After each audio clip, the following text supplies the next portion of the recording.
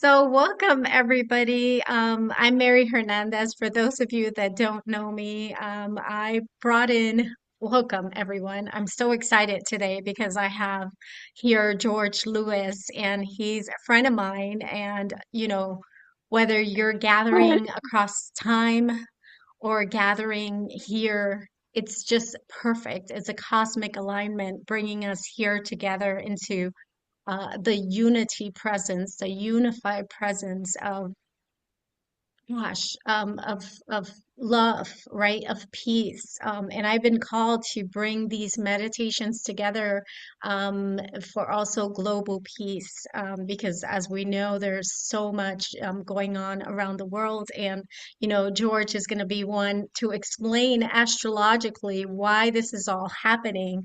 There's so much astrological events that we've never experienced in our life. And it's just so amazing to have his aspect and then our aspect of the intuition. And he's also an intuitive, amazing.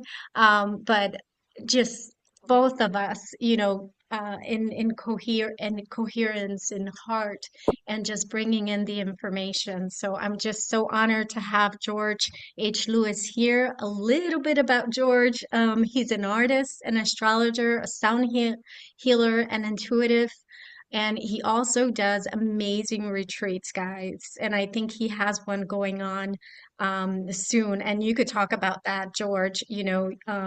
George also supports in healing, and in astrology. He works to be the bridge between art, astrology, and vibrational alignment. He brings all that together.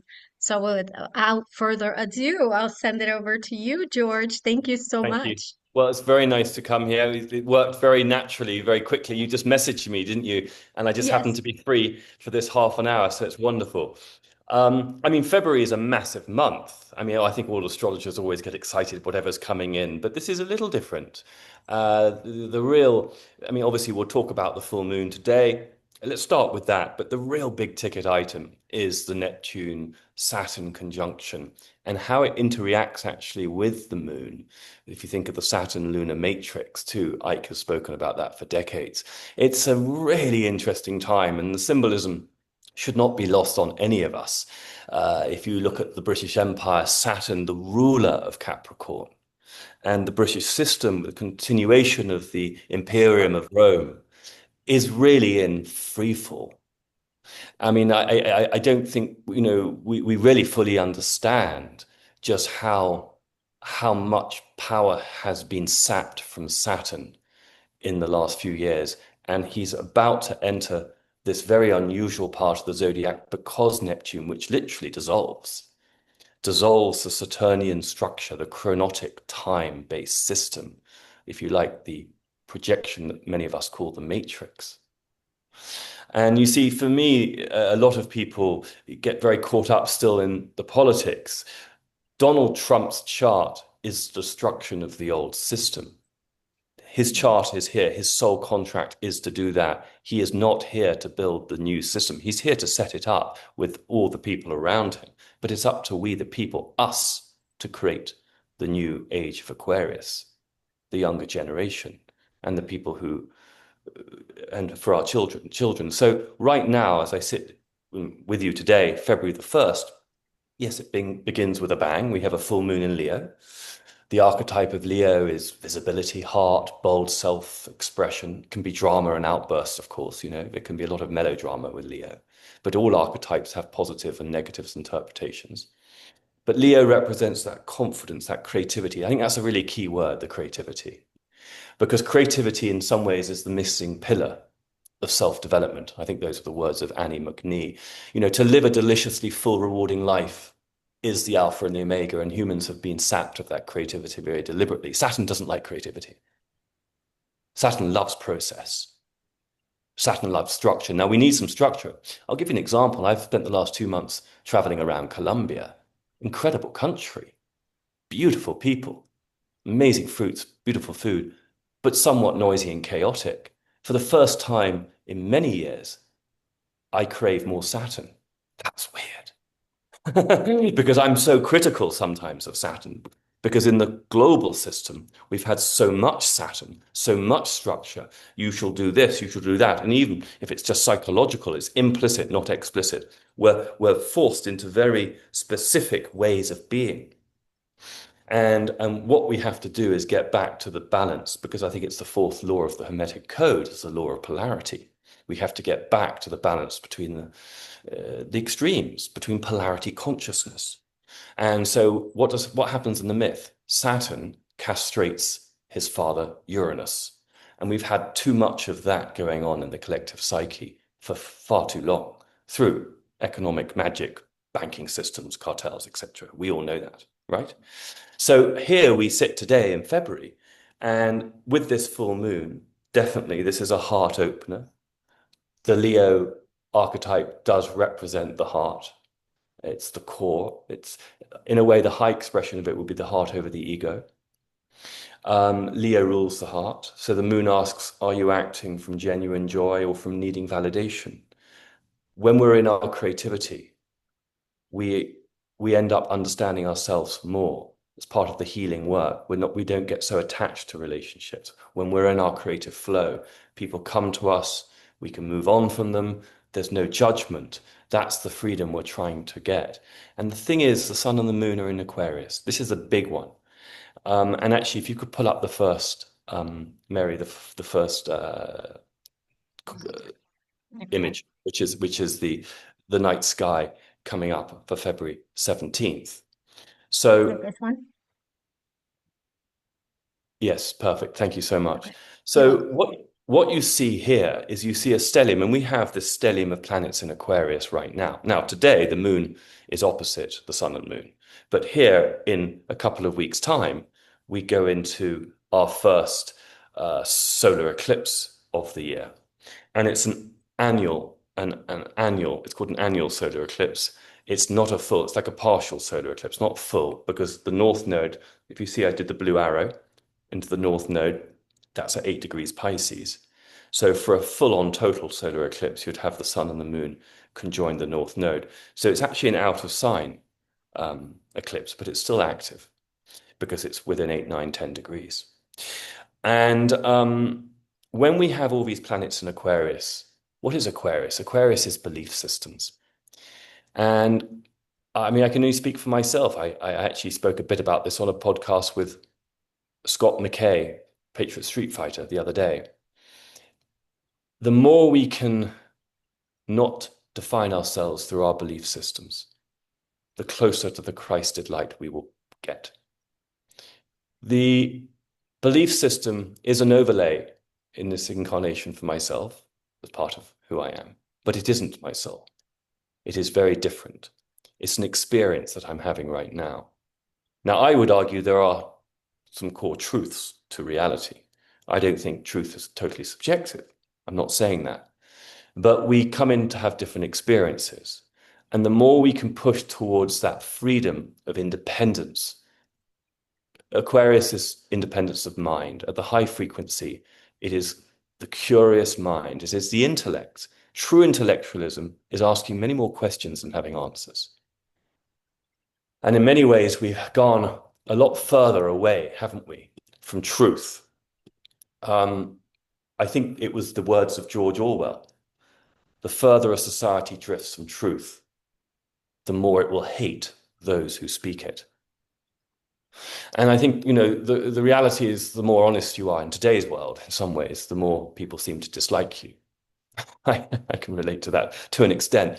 And I think with this full moon, with the astrology, it is encouraging us. But astrology does also, I don't want to say it forces us, it behooves us. I like that Southern United States word. It behooves us to go deeper.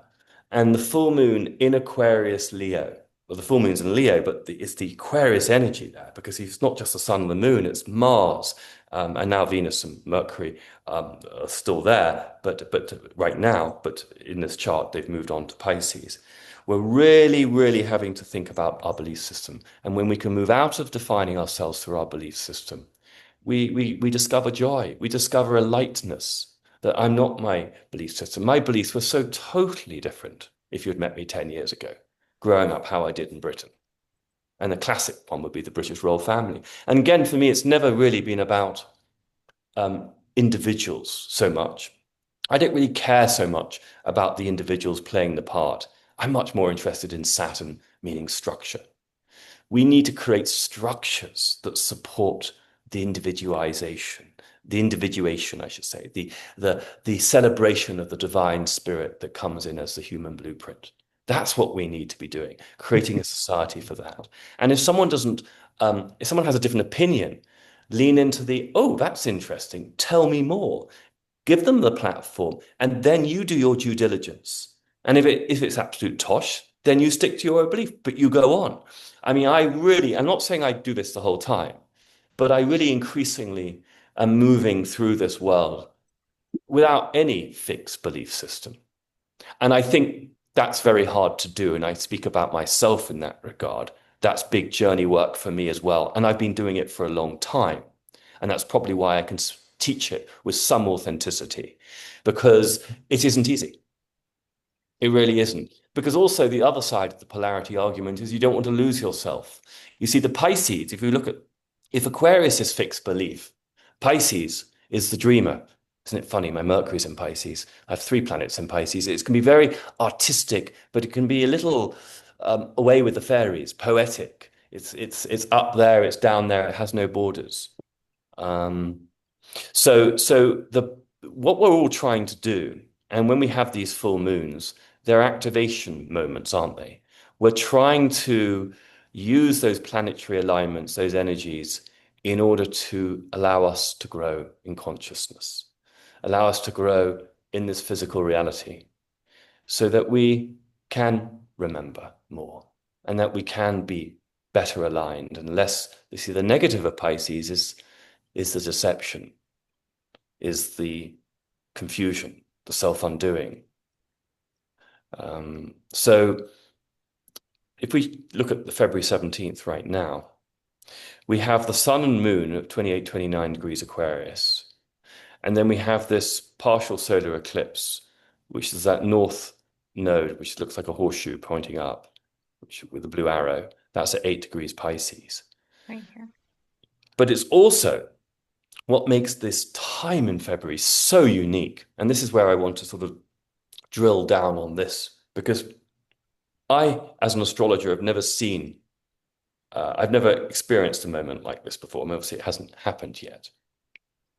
But simultaneously with this partial solar eclipse, we have the Saturn-Neptune conjunction there at 0 point of Aries.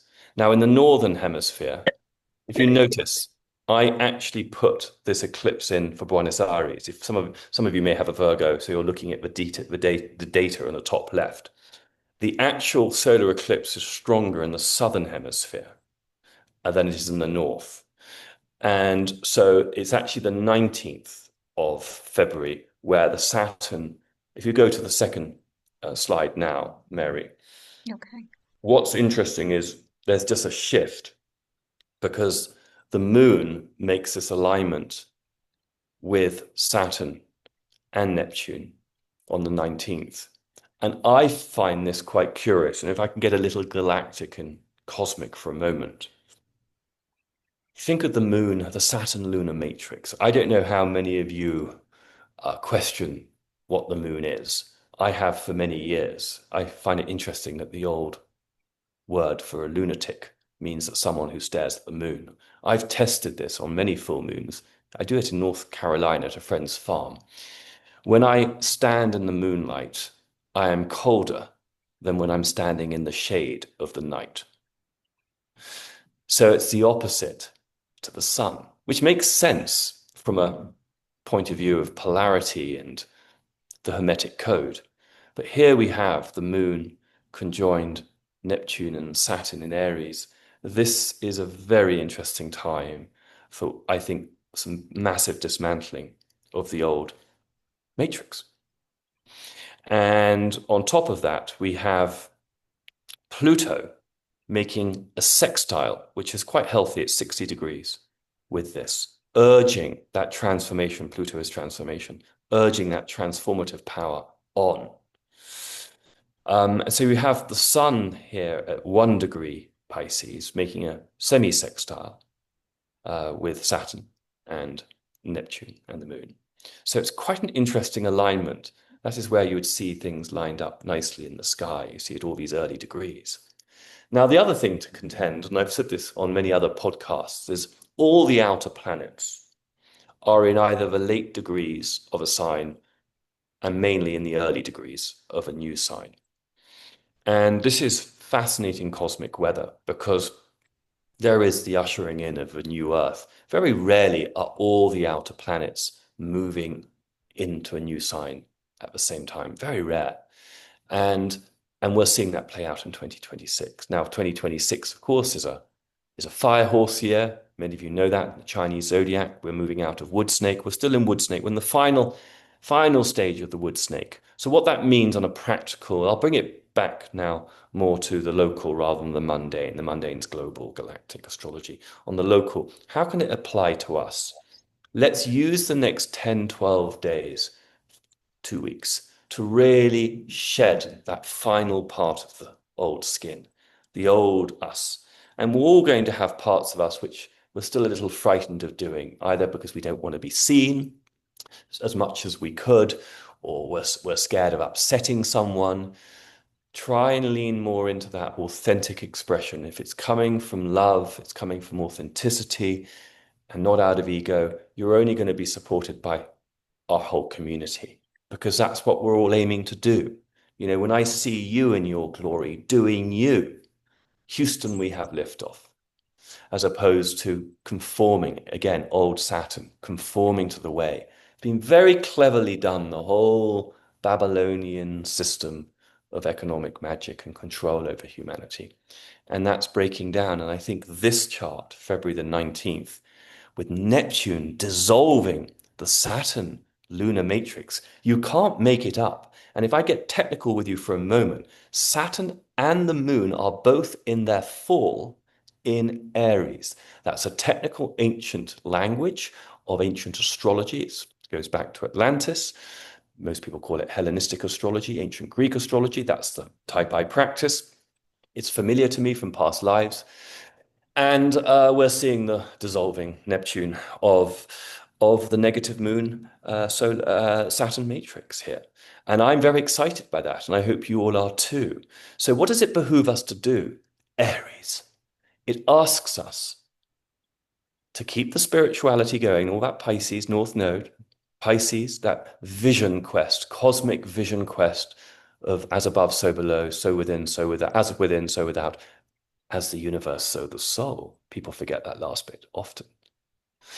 And so you keep that Piscean quality going, but you go rigorously, fantastically, bravely into the Aries archetype of dissolving any expectation from mummy or daddy or policeman, doctor, boss, whoever it is. And you step into your own inner authority. And by doing that, by doing you, by reconnecting to nature, which is so fundamental to the human experience. I've only done ayahuasca once in my life. I may do it again.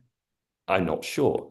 I think it was very, very powerful for me. 7 years ago, I did it in the jungle in Central America with an amazing shaman. It's not for everyone. Many people do it too much, but then that's their journey. I saw something very clearly. I saw a vision. This was before I was into astrology, which was worth just getting into it. I was sitting on Pluto, and I was looking back at the Earth for the last 2,000 years, the age of Pisces, and I realized just how low frequency Piscean it really had been, largely speaking.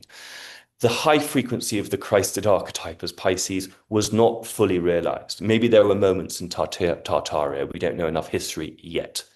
But the point is, we were deluded. We were separated from source. We were cut off. And we were deceived. That's very, very Piscean. And I realized the plant at that time told me to steer people constantly back to nature. Because when you're connected to nature, barefoot on the ground, charging your battery through the granite rock, through the structured water, through the organic, non-synthetic food, you can't be brainwashed in the way that we can when we're doing the other.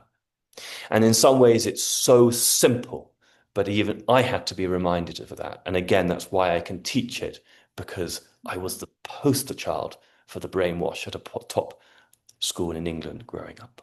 So here we have the opportunity here in February to really step into, and we've got 2 more weeks to prepare. So take a deep breath now. It's preparation time still. We're still shedding the snake skin, wood snake. We all know that. But ultimately, in the middle of the month, we've got to step into that inner authority. And even if there's loud noise of fear being thrown through the bullhorn down to all of us on planet Earth, don't listen to it and don't abide by it. Be the rebel, like a good Aries always should be. But at the high frequency, of course, a good Aries will uphold, because it's the emperor, the new earth.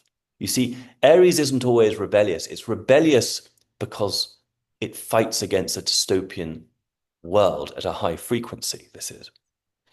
But ultimately, it seeks to become the emperor archetype, which is the correspondence in the tarot, by the way, because what it seeks to do is uphold that truthful vision for humanity to rise individually and thus collectively.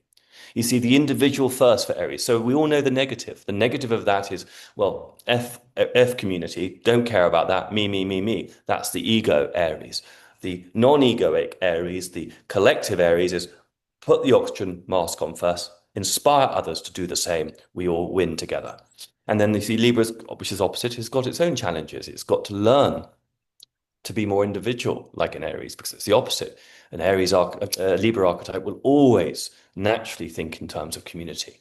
And so once you understand, this isn't an astrology lesson, but once you understand all the 13 signs, yes, 12 plus 13, the Ophiuchus does exist. It dips into the late degrees of Scorpio and Sagittarius. I may start working with that more, not just professionally, but more externally at some point, the more we learn about the nonsense of the Gregorian calendar. We're all moving, all of us. You see, this is the thing. We're peeling, I like to say, the artichoke to get to the heart. And there's nothing static here.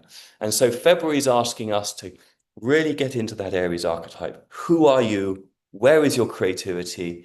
And by being that frequency of authenticity is actually the strongest frequency of all. And through that frequency, that's how you can experience love of all forms, if you so choose. So I think, Mary, I'll leave it at that for the moment. I mean, I can stay for a few more minutes, and I don't know what you want to do. Is there questions, or you want to share Yeah, I something? just, well, that was amazing. And gosh, I agree with you so much because there's letting go of the old conditions, letting go of the old programming, right? Like I've done A Course in Miracles, and that's just about letting go of the old conditions. That's a book that I highly recommend to others that are still in this, in the matrix kind of where, it's just the old, we're coming into the new where everything is one. We are one. And that's why I'm being pushed more to do these global peace Right. meditations a lot more, and opening up and bringing other practitioners in, because we are one, and it's about community. It's about highlighting each other's work and helping each other grow, whether it's, through community. Basically, it's all about community. It's all about based on love. But yeah, this year, there is a massive change. I'm feeling that, like energetically, this world by the end of this year is going to look so much different than we even can imagine, basically. Like the old is falling away, Totally. and the new, which is us, realizing the potential that we have within us, the light that we carry within us is being highlighted, being opened up, because we're realizing that only love is real. And when we just focus on just love, we all expand. We Also, expand together. this is so true. You've also made me think of something else just to share on Hmm. February the 6th. So literally in under a week's time, Uh-huh. clock it in your own respective natal charts, Okay. ladies and gentlemen. Mercury Uranus make a thought-provoking square on February the 6th. That helps shift stuck thinking, Mercury thinking, Uranus innovations, lightning bolts, sudden experiences. So Mercury enters Pisces, and on February the 6th, just after that, and it's going to teach you to become more intuitive too. Maybe you'll become a little bit more psychic than normal. So I always like to get people to clock as they experience the transits of the planets, how does it impact you with your personal chart? Because with Mercury, Uranus making that thought-provoking square, that challenging square on February 6th, February 5th, 6th, 7th, last for a few days, it's going to probably shift you in some area out of a pattern. And then the other thing I just quickly wanted to say, because Mary just made me think of it, is I think it's incredible what Jupiter is doing this year. For the next 2 or 3 months, Jupiter hovers around our second star, Sirius. Now, obviously, it's not exactly on the ecliptic, but it's the closest part that Jupiter gets to Sirius, our second star. Isn't it curious that when the United States was birthed in 1776 on July 4th, not only was the sun in Cancer conjunct two of the benefics, Jupiter and Venus. That's already deeply auspicious and not by chance, deliberately done. This is a galactic meeting, by the way, but it was also conjoined Sirius. Even if you don't understand astrology, you cannot look me in the eye and say that's all chance. So what am I saying? We're dealing with a prophetic appointment. The United States plays a prophetic place in the evolution of history of mankind's, of the civilization of mankind. And I think Russia plays a very important part too. That's just an aside. But the Mhm. United States plays a critical part. So we're seeing the dismantlement of that old British Empire system. We saw it in Davos last week. We're seeing it playing out. And Jupiter, the planet of massive expansion and truth, is basically playing right through over the US natal chart, right through to July 4th this year when he moves into Leo. It's like clockwork. So just be aware of that. It's very exciting to see we in the Americas, especially, are really going to be in a spiritual boom time. I'm going to leave you at that because I've got to whiz now. Much love to you all. Thank you, Thank Mary. you so much. Thank you so much. And George, where can people find you?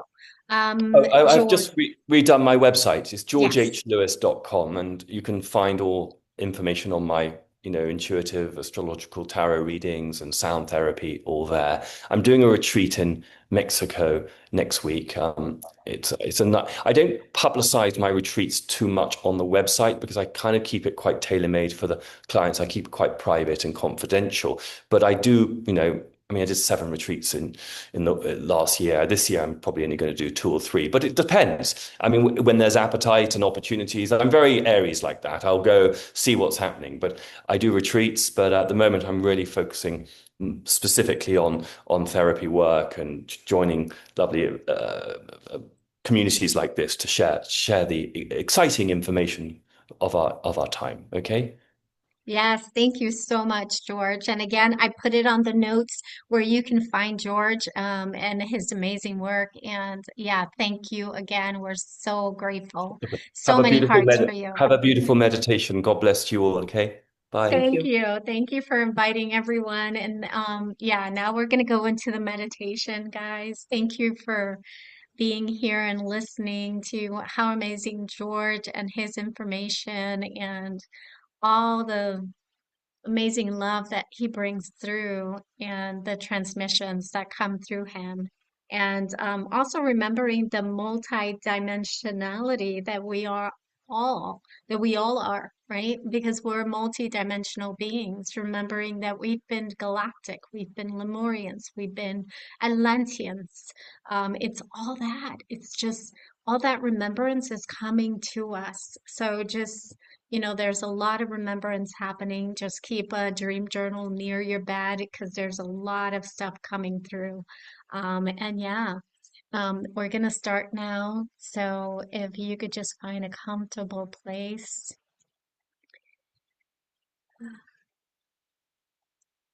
And you guys could turn off your cameras if you like and just I want to put the screen, my screen in the background because it's so pretty.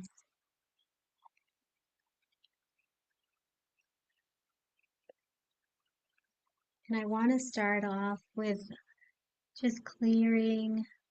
I'm playing a heart bowl. Not sure if you guys can hear it, but it's okay. It's a vibrational. Just clearing the space, just coming back to heart,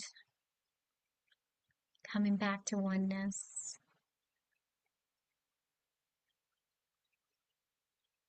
So, beloved ones, whether you are here now or answering through the recording, you are here because your field aligns with this moment in the one quantum field. Time is not your ruler, frequency is. You have answered the call to sit in sacred stillness beneath the crystalline radiance of this full snow moon. And I know it's afternoon here in the US, but just visualizing. So whether you are in Europe or anywhere upon this planetary body, your heart is the antenna, your breath, remembering, is the key, and your presence here is the portal. This space is consecrated, not by belief, but by coherence, not by ritual, but by remembrance. Today, we enter not just a meditation, but a field transmission. We activate the codes of peace, the Christos light, and divine love in each and every one of us. And all who participate, whether live or beyond linear time, are woven into this harmonic field. So welcome to the circle and welcome to yourself. And we're going to begin breathing in for 4, holding for 4, and exhale for 4, and then hold again. And we're going to repeat that cycle 7 times. So inhale for 4, 1, 2, 3, 4. Hold for 4, 1, 2, 3, 4. Exhale for 4, 1, 2, 3, 4, and hold for 4. Again, inhale for 4, 1, 2, 3, 4. Hold for 4, 1, 2, 3, 4, and exhale for 4, 1, 2, 3, 4, and hold for 4. And let's continue that breath. 4, 4, 4, 4. And return to stillness. With each breath, we're returning to stillness. So we're going to repeat it a couple of more times again. In the inhale, expanding your belly. And hold for 4. 1, 2, 3, 4. Exhale for 4. And hold for 4.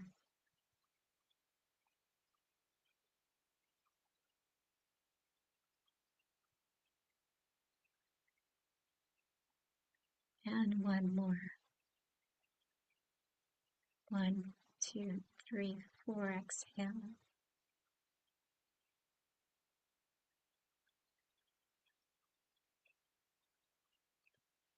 Now feeling with each breath, you return to stillness. With each exhale, density falls away. You are not your past. You are not your pain. You are light encoded in this form.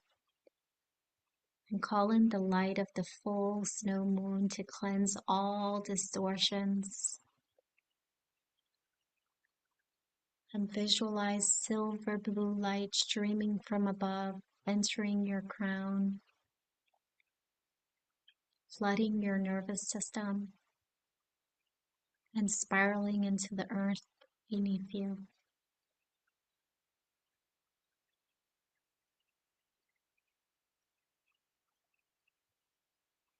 In the name of the One Light, we now release all programs, timelines, beliefs, vows, and loops that bind us to any distortion. And you can say aloud or within, I release what no longer serves. I release with love. I release with truth. And I'll repeat it 2 more times, the power of 3. I release what no longer serves. I release with love. I release with truth. 1 more time. I release what no longer serves. I release with love. I release with truth. Now visualize a snowstorm of light particles sweeping your entire field, erasing anything that's no longer in alignment, any debris, clearing any ancestral codes that are no longer in alignment, and neutralizing karmic residue. And breathe and let go, and breathe and be still.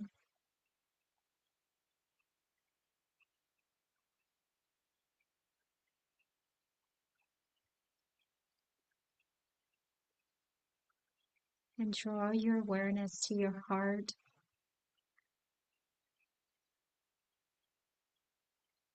and see a gold and silver diamond flame pulsing, timeless, eternal. This is the Christos light.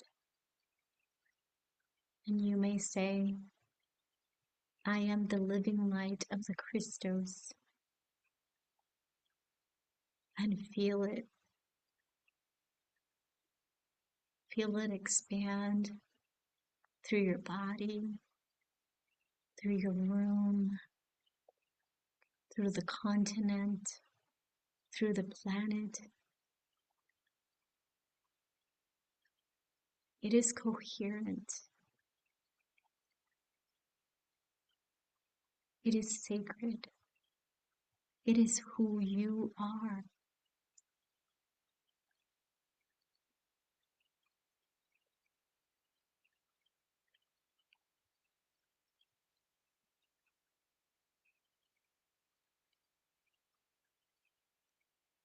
Beloved ones, we now call forth the wisdom flame, the radiant Sophia, the mother of light, the keeper of the womb codes, she who speaks in silence and births through stars. Inhale the golden rose light into your heart and exhale it into the earth.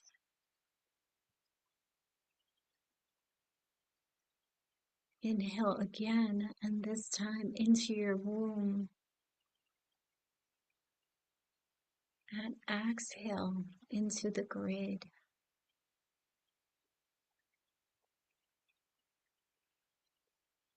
And visualize now a luminous web of rose gold light just running beneath the earth's surface, rising through your feet, into your spine, your voice, your crown.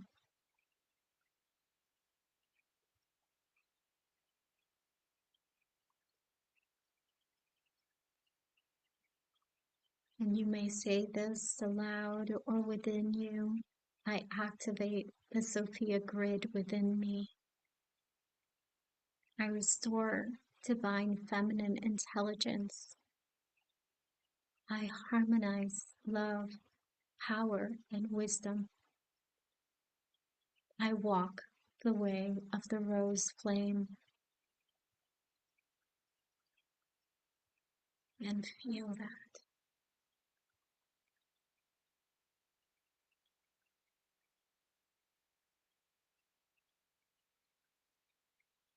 And see all the sacred sites across earth just glowing. Avalon, Sinai, Uluru, Mount Shasta. Your body remembers it's a temple of light.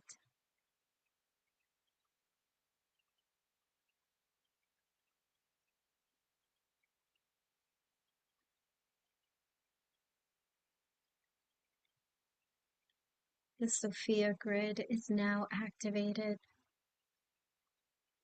Wisdom flows, harmony returns. The divine feminine speaks again.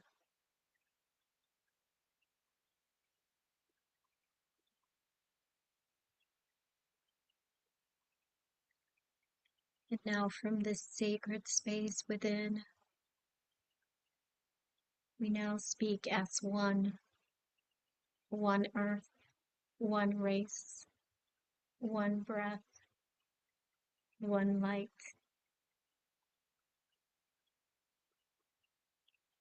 And this is so moving to me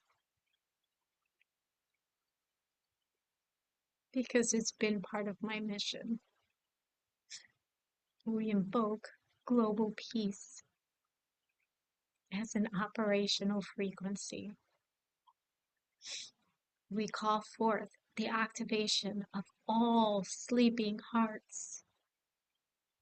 We command the dismantling of war and division across all nations and timelines. To the war zones, we send truth. To leaders, compassion. To children, future peace, protection, and divine light always with our children. May all beings be free. May all minds return to stillness so we may remember. May all hearts begin to remember their original tone. The earth is sovereign. Humanity is one. Peace is the law. So let it be written in light. So let it be done.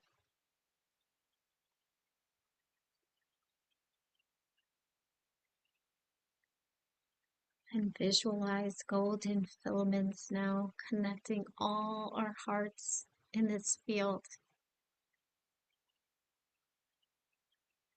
And see the earth glow with light.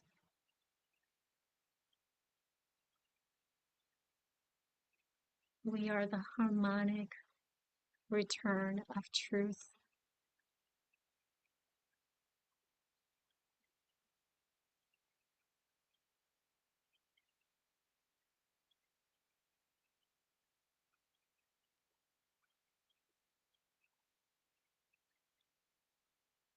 Beloved souls across time and space, thank you for opening the sacred circuitry of your entire being.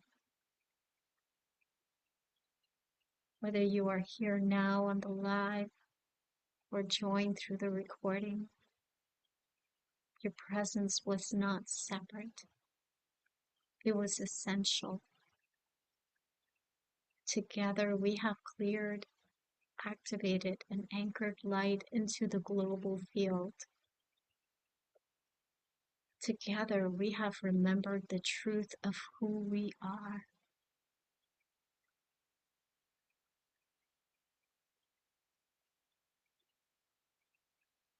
We are light encoded, heart-centered, and all one. And as we return now to the movement of our daily realities, our daily lives, we carry this field with us, knowing it is not over, it is only the beginning. Let your breath remain aware. Let your words be frequency. Let your presence be peace. And remember, we do not wait for the world to change. We become the change, and the world around us changes. Thank you for being here. Thank you for being light. I'm so honored to be with you all, to be with you in this space.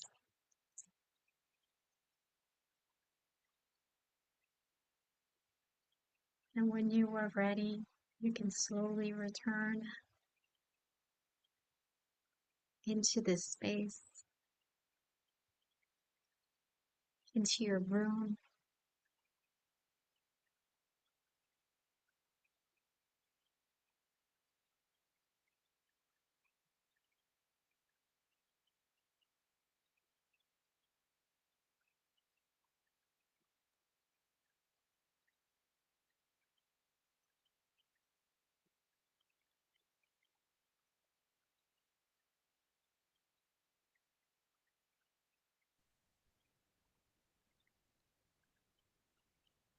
And when you're ready, you can wiggle your fingers and toes and just come back.